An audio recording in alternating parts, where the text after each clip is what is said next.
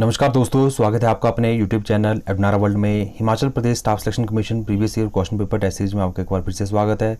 तो पहला प्रश्न है, which of the following weapons were not found among the artefacts, यानी कि कौन से हथियार आर्टिफैक्ट शिल्प तथ्य में नहीं पाए गए थे। आपके पास जो ऑप्शन है वो है स्पीड्स, एग्स, मैकेट्स, एरोहेड्स, स्वॉर्ड्स, यानी कि भाला, कुल्हाड़ी, गद्दा, वाणाग्र और तलवार। तो 121 का जो राइट आंसर है गाइज वो क्या है आपके पास, तलवार, स्वॉर्ड्स, यानी कि option D is the right answer. ये आपका जो है कौन सा हथियार आर्टिफैक्ट शिल्प तथ्य में नहीं पाए गए थे, तलवार। Option D is the right answer. अगला प्रश्न है guys, the capital of Osaka was, Osaka की राजधानी थी जो आपके 600 बीसी में जो 16 जनपद थे उनमें से जो असाका भी एक जनपद था। तो कैपिटल ऑफ असाका वॉज कौन थी आपकी, असाका की जो कैपिटल कौन थी। आपका ऑप्शन है मथुरा, पातिल्या, द्वारका या तक्षशिला। तो 122 का जो राइट आंसर है गाइज वो है पातिल्या। Option B is the right answer. अगला प्रश्न है, all inscriptions of the Satavahanas were composed in, यानी कि सातवाहन के सभी अभिलेख लिखे गए थे संस्कृत में, ग्रीक, यूनानी में, ग्रीक, रोमन में या प्राकृत में। तो जितने भी इंस्क्रिप्शन है सातवाहनाज के वो किसमें कंपोज थे गाइज, वो थे आपके प्राकृत में, यानी कि option D is the right answer. अगला प्रश्न है, Shashanka was the greatest king of Pala dynasty, Sena dynasty, Gauda dynasty या कामरूपा डायनेस्टी। तो शंशाका जो ये आपके क्या थे, ये थे आपके गौड़ा डायनेस्टी के ग्रेटेस्ट किंग, यानी कि महानतम राजा थे ये किसके, गौड़ वंश के। Option C is the right answer. अगला प्रश्न है, who was the first sultan of Delhi to emphasize the divinity of the king, यानी कि राजा की दैवता पर बल देने वाला दिल्ली का पहला सुल्तान कौन था। आपके पास ऑप्शन है रजिया, इल्तुतमिश, बलबन या बहलोल लोदी। तो 125 का जो राइट आंसर है गाइज वो है Balban. Option C is the right answer. Razia Sultan Delhi की एकमात्र मुस्लिम शासक, 1236 से 1240 तक इसने राज किया, तो इसको भी आप याद रखिएगा। अगला प्रश्न है, द सेंटर ऑफ भक्ति movement in Maharashtra was, Maharashtra में भक्ति आंदोलन का केंद्र था नासिक, नागपुर, पंढरपुर या पुणे। तो भक्ति मूवमेंट इन महाराष्ट्र, इसका जो सेंटर जो था महाराष्ट्र में वो क्या था गाइज, वो था आपके पास Pandharpur. Option C is the right answer. अगला प्रश्न है, which of the following was founded by Firoz Shah Mehta, यानी कि निम्न में से कौन सा फिरोज शाह मेहता द्वारा स्थापित किया गया था। Indian association, Hindustan socialist party, Madras Mahajan Sabha, Bombay presidency association. तो फिरोज शाह मेहता के द्वारा जो क्या स्थापित किया गया था गाइज, इसका जो राइट आंसर है Bombay presidency association. Option D is the right answer. अगला प्रश्न है, the phrase quit India caught the imagination of the people in the year, Bharat छोड़ो वाक्य ने किस वर्ष लोगों की कल्पना को आकर्षित किया, 1942 में, 44 में, 46 में या 1947 में। हम सभी जानते हैं क्विट इंडिया मूवमेंट 128 का जो राइट आंसर है गाइज ए। भारत छोड़ो आंदोलन 1942 में महात्मा गांधी ने इसको शुरू किया था। करो या मरो का नारा भी इसी में 1942 में दिया था। और हिमाचल प्रदेश का जो पुजोता आंदोलन है वो भी इससे रिलेटेड है। The griddle of fire refers to the king of volcanoes around the, यानी कि गर्डल ऑफ फायर इसके चारों ओर ज्वालामुखियों के वलय को संदर्भित किया जाता है। Pacific ocean, Atlantic ocean, Indian ocean या नन ऑफ दिस। तो 129 का जो राइट आंसर होगा गाइस आपका प्रशांत महासागर, यानी कि पैसिफिक ओशन। तो गर्डल ऑफ फायर ये इसके चारों ओर ज्वालामुखी के विलय को संदर्भित किया जाता है, पैसिफिक ओशन। जो मरीना ट्रेंच है, सबसे दुनिया का सबसे गहरा गड्ढा, वो भी पैसिफिक ओशन में ही है। अगला प्रश्न है, Mississippi delta is an example of, यानी कि मिसिसिपी डेल्टा इसका उदाहरण है। आपका ऑप्शन है एस्टुरिन डेल्टा, बर्ड्सफुट डेल्टा, अर्कुएट डेल्टा या ट्रंकेटेड डेल्टा। तो ये मिसिसिपी डेल्टा इसका उदाहरण है। ये किसका उदाहरण है गाइज, ये है आपके पास बर्ड्स फुट डेल्टा, यानी कि bird foot delta. Option B is the right answer. अगला प्रश्न है, atmospheric vapour is transparent for, वातावरणीय वाष्प इसके लिए पारदर्शी होती है। Incoming solar radiation, outgoing solar radiation, both A and B या नन ऑफ दीज। तो 131 का जो राइट आंसर होगा गाइस होगा incoming solar radiation. Option A is the right answer, यानी कि वातावरणीय वाष्प आपका आने वाली सौर विकिरणों के लिए क्या होता है, पारदर्शी होता है। अगला प्रश्न है, the vertical distance between the trough and the crest of the wave is called, यानी कि किसी तरंग के द्रोणिका और श्रृंग के बीच उधर्व दूरी कहलाती है, वो क्या कहलाती है गाइज। आपके पास ऑप्शन है wavelength, wave height, wave velocity, none of these. तो इसका जो राइट आंसर होगा गाइज वो क्या होती है आपकी wave height. Option B is the right answer. अगला प्रश्न है, taiga is the geographical belt of coniferous forest found in, यानी कि taiga fill in the blanks में पाए जाने वाली शंकुधारी वनों की भौगोलिक पट्टी है। आपका ऑप्शन है north of tundra, south of tundra, eastern Asia या वेस्टर्न यूरोप। तो 133 का जो राइट आंसर है गाइस, इसका राइट आंसर है south of tundra, option B is the right answer. Tundra के दक्षिण में टाइगा को क्या क्या किया जाता है, पाए जाते हैं। अगला है the Nathu La and the Jelep La are located in, ये काफ़ी बार पूछा जाता है। आपके नाथुला और जिलपला अवस्थित है HP JK उत्तर प्रदेश सिक्किम में। ये कहाँ पे है गाइस, ये आपके सिक्किम में उपस्थित है। ये कई बार प्रश्न पूछा जाता है, काफ़ी रिपीटेड क्वेश्चन है। Nathu La which hills lie between the Rajpipla hills and Amarkantak plateau, कौन सी पहाड़ियाँ राजपीपला पहाड़ियों और अमरकंटक पठार के बीच पड़ती है? महादेव की पहाड़ियाँ, राजमहल की पहाड़ियाँ, मिक्किर पहाड़ियाँ या इनमें से कोई नहीं। तो 135 का जो राइट आंसर है गाइस वो है आपके पास महादेव पहाड़ियाँ, यानी कि option A is the right answer. तो महादेव की पहाड़ी किसके बीच में है? आपकी राजपीपला हिल्स और अमरकंटक प्लेट्यू के बीच में। Indravati is a tributary of which river, यानी कि इंद्रावती किस नदी की सहायक नदी? आपका ऑप्शन है सिंधु, झेलम, गंगा, गोदावरी। तो इंद्रावती जो आपकी ट्रिब्यूटरी है गाइस, इसका जो राइट आंसर होगा option D Godavari. Very important test series हम डिस्कस कर रहे हैं प्रीवियस 10 ईयर्स क्वेश्चन पेपर्स, तो आपके लिए अपकमिंग एग्जाम्स के लिए बहुत इंपॉर्टेंट है, तो इसलिए आप ध्यान से सुनिएगा। जितनी भी वीडियो हमने इससे पहले अपलोड किया वो सारी की सारी एग्जाम से पहले अवश्य देखिएगा। Diamond mines in India are located at, Bharat में हीरे की खानें स्थित है राजस्थान, ओडिशा, कर्नाटक, मध्य प्रदेश। तो डायमंड माइंस इन इंडिया में डायमंड माइंस कहाँ पे? आपकी मध्य प्रदेश में, option D is the right answer, Madhya Pradesh. अगला प्रश्न है which is India's largest multipurpose river valley project, Bharat की सबसे बड़ी बहुउद्देशीय नदी घाटी परियोजना कौन सी है? Bhakra Nangal project, Nagarjuna Sagar project, Hirakud project, Damodar valley project. तो भारत की सबसे बड़ी बहुउद्देशीय नदी घाटी परियोजना कौन सी है आपकी? वो आपके Damodar valley project, option D is the right answer, Damodar घाटी परियोजना। इस चीज़ को आपने याद रखना। हीराकुंड बांध सबसे बड़ा बांध है, ये महानदी में बना हुआ उड़ीसा में, इसको भी आप याद रखिएगा। वो और highest dam Bhakra Nangal dam, option A 1963, ठीक है ना। What is the maximum age prescribed for election as a president of India, Bharat के राष्ट्रपति के रूप में चुनाव के लिए अधिकतम कितनी आयु नियुक्त की गई है? 58 वर्ष, 60 वर्ष या 62 वर्ष या ऐसी कोई सीमा नहीं है। तो 139 का जो क्या है डी, ऐसी कोई सीमा नहीं है। आपकी कितनी भी एज तक आप जो है अपना प्रेसिडेंट बन सकते हैं। रिटायरमेंट ऐसी कोई एज नहीं है कि आप 70 के बाद प्रेसिडेंट नहीं बन सकते। विच of the flowing states has the largest number of seats reserved for the scheduled tribes in the Lok Sabha, निम्न में से किस राज्य में लोकसभा में अनुसूचित जनजातियों के लिए सबसे अधिक संख्या में सीटें आरक्षित है? बिहार, गुजरात, उत्तर प्रदेश, मध्य प्रदेश। तो ये इसका जो राइट आंसर है इस 140 का वो क्या है आपका? मध्य प्रदेश। मध्य प्रदेश में सबसे ज़्यादा क्या है आपके पास? अनुसूचित जनजातियों के लिए सबसे अधिक संख्या सीटें क्या है आरक्षित है, शेड्यूल्ड ट्राइब के लिए, ST के लिए।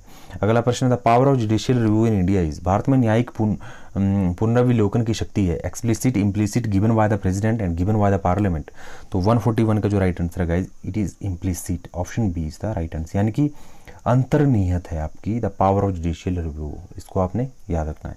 अगला प्रश्न है the governor is appointed by the, राज्यपाल नियुक्त किया जाता है प्राइम मिनिस्टर के द्वारा, प्रेसिडेंट के द्वारा, चीफ मिनिस्टर के द्वारा या चीफ जस्टिस ऑफ इंडिया के द्वारा? इसका जो राइट आंसर है ये प्राइम प्रेसिडेंट के द्वारा क्या किया जाता है? अपॉइंट किया जाता है, इसको आप याद रखिएगा।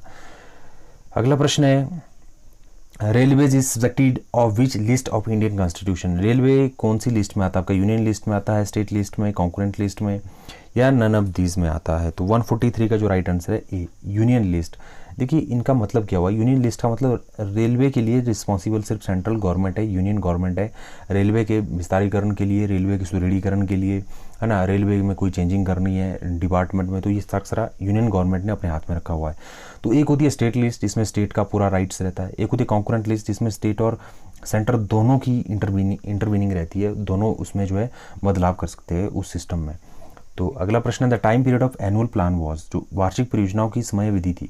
आपके पास ऑप्शन है 90 से 92, 92 से 94, 87 से 90 या नन ऑफ दिस। तो 144 का जो राइट आंसर है ये 1990 से 1992 इस टाइम पीरियड को क्या कहा जाता था? वार्षिक योजनाओं की समयावधि। अगला प्रश्न है the central banking function in India are performed by the, Bharat में केंद्रीय बैंकिंग कार्य निष्पादित किए जाते हैं SBI के द्वारा, RBI के द्वारा, बोथ A and B या नन ऑफ दिस। तो 145 का जो राइट आंसर है गाइस वो है RBI। Reserve bank of India स्थापना हुई 1935 में, हेडक्वार्टर इसका मुंबई में। तो देश में इमरजेंसी कंडीशन में भी अगर किसी तरह के पैसे की ज़रूरत है तो भी हम RBI से ही जो हेल्प ली जाती है। Which of the flowing taxes is collected by the panchayat, निम्न में से कौन सा कर पंचायत द्वारा वसूला जाता है? आपके पास ऑप्शन है sales tax, custom duty, land revenue, tax on local fare. तो 146 का जो राइट आंसर है guys D, tax on local fare, यानी कि स्थानीय मेलों पर कर ये पंचायत के द्वारा कलेक्ट किया जाता है। अगला प्रश्न है the wage policy in India is based on, Bharat में वेतन नीति आधारित है productivity, standard of living, cost of living, none of these, उत्पादकता पर, जीवन स्तर पर, जीवन लागत पर, इनमें से कोई नहीं। तो वेज पॉलिसी इन इंडिया ये किस पे बेस्ड होती है आपकी, ये होती है आपकी कॉस्ट ऑफ लिविंग यानी कि जीवन लागत पर। Option C is the right answer. अगला प्रश्न है which of the following administers the international development association, निम्न में से कौन अंतर्राष्ट्रीय विकास संघ को प्रशासित करता है, यूएनडीपी, यूएनआईडीओ, आईएफएडी, आईवीआरडी। तो 148 का जो राइट आंसर क्या है आईवीआरडी, इंटरनेशनल डेवलपमेंट एसोसिएशन को क्या करता है, ये अपना एडमिनिस्टर्स करता है। नाइलोन इज ये नाइलोन है, ये क्या है आपके पास, पोलियोमाइड फाइबर है, पोलिस्टर फाइबर है, पॉलीथीन डेरिवेटिव्स है या नन ऑफ दीज है। तो 149 का जो राइट आंसर ये पोलीअमाइड फाइबर है, option A is the right answer. अगला प्रश्न है मार्श गैस मेनली कंटेन्स, यानी कि मार्श गैस में मुख्यतः होता है आपके पास मीथेन होता है, इथीन होता है, कार्बन मोनोऑक्साइड होता है या नन ऑफ दीज होता है। इसमें क्या होता है आपके पास, इसमें मीथेन होता है, इसमें मार्श गैस में CH4, इसको आप याद रखिएगा। अगला प्रश्न है the percentage power is maximum in, जो परसेंटेज पावर सबसे ज़्यादा जो मैक्सिमम किसकी होती है, आपके पास ऑप्शन दिए है alpha rays, gamma rays, beta rays, cathode किरणों में। तो इसका जो राइट आंसर होगा गाइज वो क्या होगा, बस गामा रेज। पेनेट्रेटिंग पावर किसकी सबसे ज़्यादा होती है, गामा रेज। आपने ऐसे याद रखना है RMIV गामा रेज। आगे को फ्रिक्वेंसी इंक्रीज होती है, सबसे ज़्यादा फ्रिक्वेंसी किसकी होती है, गामा रेज की। सबसे कम किसकी होती है, रेडियो वेव्स की, ठीक है। और वेवलेंथ लैम्डा आगे को क्या होता है, डिक्रीज होता है। तो जिसकी फ्रिक्वेंसी सबसे ज़्यादा होती है उसकी पेनेट्रेटिंग पावर क्या होती है, मैक्सिमम होती है। तो beta rays is the, gamma rays is the right answer. अगला प्रश्न है the source of solar energy, सौर ऊर्जा का स्रोत है nuclear fusion, radioactivity, none of this. Previous video मैंने बताया था कि 152 इसका जो राइट आंसर क्या है, nuclear fusion. Solar energy sun में क्या होता है, फ्यूजन रिएक्शन होता है। और फिशन ये अपना जो क्या होता है, एटम बम जो होता है ये फिशन प्रिंसिपल पे वर्क करता है, प्रीवियस वीडियो मैंने आपको बताया था। और हाइड्रोजन बम फ्यूजन प्रिंसिपल पे वर्क करता है, इसको भी आप याद रखिएगा। अगला प्रश्न है ओविपैरस स्नेक इज ए, जो अंडज सर्प है वो क्या है, इंडियन कोबरा है, बाइपर है, रेटल स्नेक है, हिमालयन पिट बाइपर है। तो 153 का जो राइट आंसर होगा गाइज वो है आपके पास ए, यानी कि इंडियन कोबरा है ये आपके पास। अंडज सर्प क्या है, एक तरह से इंडियन कोबरा ये इसका नाम है। अगला प्रश्न है the place of fertilisation in human beings is, मानव में निषेधन का स्थान है आपके पास प्लेसेंटा है, फेलोपियन ट्यूब है, यूट्रस है या वेजाइना है। तो फर्टिलाइजेशन का जो प्लेस है आपका ह्यूमन बीइंग्स में वो क्या है गाइज, वो है आपके पास fallopian tube. Option B is the right answer. अगला प्रश्न है if meat is written as team then bill is written, ये तो साफ पता चल रहा है। देखिए इनको लास्ट से आगे को लिखा गया है, पहले टी को लिखा गया है, फिर ए को, फिर पहले टी को लिखा गया है, फिर ऐसे ई को लिखा गया है, फिर ए को, इसको रीअरेंज करो तो बेल को हम क्या लिखेंगे इसी तरह से, बी, फिफ्थ का D, option D is the right answer. अगला which letter is between mid way of 8th letter from the left to right, इसको आप कॉपी कीजिए अल्फाबेटिकली लिख के। तो 156 का राइट आंसर आपके पास ए आ जाएगा। Parvati is a tributary of which river, हम सभी जानते हैं पार्वती मणिकरण घाटी से बहते हुए आगे जाते हुए ये अपना जो है ब्यास नदी में मिलती है। तो 157 का राइट आंसर क्या होना चाहिए, ब्यास। तो ये भुंतर में जाके ब्यास नदी में मिलती है, तो ये ब्यास की ट्रिब्यूटरी है। What is a Bara Shigri, Shigri is the glacier, local language में शिगड़ी को ग्लेशियर कहा जाता है, हिमाचल प्रदेश का सबसे बड़ा ग्लेशियर है। बड़ा शिगड़ी क्या है, हॉट स्प्रिंग है, रिवर है, कॉनिफेरस ट्री है, ग्लेशियर है। Option D is the right answer, ये लाहौल स्पीति में स्थित है। Bairasiul dam is located in which districts of HP, Bairasiul बांध हिमाचल प्रदेश के किस जिले में स्थित है, चंबा है, कुल्लू है, किन्नौर है, लाहौल स्पीति है। तो 159 का जो राइट आंसर होगा गाइज वो ए, चंबा में है, क्योंकि ये सिउल जो है आपकी ये ट्रिब्यूटरी है किसकी, रावी की है। तो इससे भी आप आइडिया लगा सकते हैं रावी कहाँ बहती है, चंबा में। Naina Devi temple is located in which district of HP, Naina Devi मंदिर हिमाचल प्रदेश के किस जिले में स्थित है, आपके पास ऑप्शन है कांगड़ा, मंडी, बिलासपुर, ऊना। तो 160 का जो राइट आंसर होगा गाइज वो सी, बिलासपुर। हिमाचल प्रदेश में 4 शक्तिपीठ है, नैना देवी जहाँ पे सती के नैन गिरे थे यानी कि आंखें गिरी थी, ज्वाला जी जहाँ पे सती की जलती हुई जीभ गिरी थी, उसके बाद ब्रजेश्वरी जहाँ पे सती का धड़ गिरा था, और उसके बाद जो हमारे पास बचता है एक शक्तिपीठ अपना ये क्या कहते हैं इसको, अपना चिंतपूर्णी जहाँ पे माता के चरण गिरे थे, उन्ना। तो ये 4 शक्तिपीठ हिमाचल प्रदेश में, तो उनमें से बिलासपुर में शक्तिपीठ है नैना देवी, बेहद प्रसिद्ध।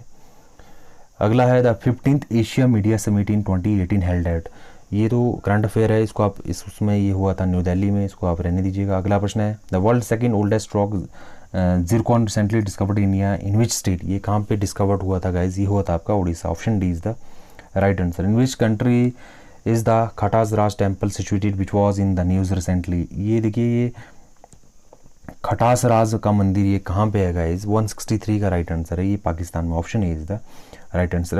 अगला क्वेश्चन है the world's largest glass house recently been reopened in Kew garden which is situated in which river. 164 का जो राइट आंसर है गाइज वो है आपके पास इंग्लैंड, बी। अगला प्रश्न है his crime period fill in the blanks his mind. His crime period 165 का right answer upon his mind. Option A is the right answer. अगला प्रश्न है next question is synonym of the word acme। acme is the top, the highest point, the culmination या zenith। 166 का right answer होगा zenith। इसका synonym क्या होता है? zenith। अगला प्रश्न है the meaning of the idiom to take to one's bed is to be very attached to one's belongings, to lie in a bed due to illness, to fight with one's husband, to agree with someone। तो 167 का right answer है guys to lie in bed, to lie in bed due to illness। Option B is the right answer. अगला प्रश्न है तेल चट्टा में समास है। ये भी रिपीट हो गया, पिछले वीडियो में मैंने इसको डिस्कस किया था। तेल चट्टा में समास है आपके पास 160, आपको अव्ययभाव तत्पुरुष द्वंद्व बहुव्रीहि। तो 168 का जो राइट आंसर है गाइस वो क्या है? तत्पुरुष समास इसमें है। और द्वंद्व में माता पिता, सुबह शाम, रात दिन, अच्छा बुरा, ये सारे द्वंद्व में आते हैं। बहुव्रीहि में कोई तीसरा पद प्रधान होता है, जैसे दामोदर, नीलकंठ, पीताम्बर, त्रिलोकीनाथ। जैसे किसी तीसरे आदमी को बोला जा रहा है तो त्रिलोकीनाथ भगवान विष्णु को बोला जा रहा है, नीलकंठ अपना भगवान शिव जी को बोला जा रहा है, लंबोदर गणेश जी को बोला जा रहा है। तो किसमें किसी तीसरे के बारे में बात हो रही है, उसको बहुव्रीहि समास कहते हैं। और द्वंद्व मैंने आपको बता दिया जिसमें बीच में और आए, माता और पिता, भाई और बहन, जिसमें पहले अ आए, ए आए, है ना, अतिरिक्त, इस तरह से इस तरह के समास इस कौन सा होता है? अवयव समास होता है। अत्युत्तम में कौन सी संधि है? आपको पूछा गया है अत्युत्तम में कौन सी संधि है? तो अत्युत्तम में अति प्लस उत्तम। Option A is the right answer. शुद्ध शब्द है अभिषेक, अभिषेक, अभिषेक कैसे लिखा जाता है हम सभी जानते हैं, ये अभिषेक आपका ऐसे लिखा जाता है। Option C is the right answer.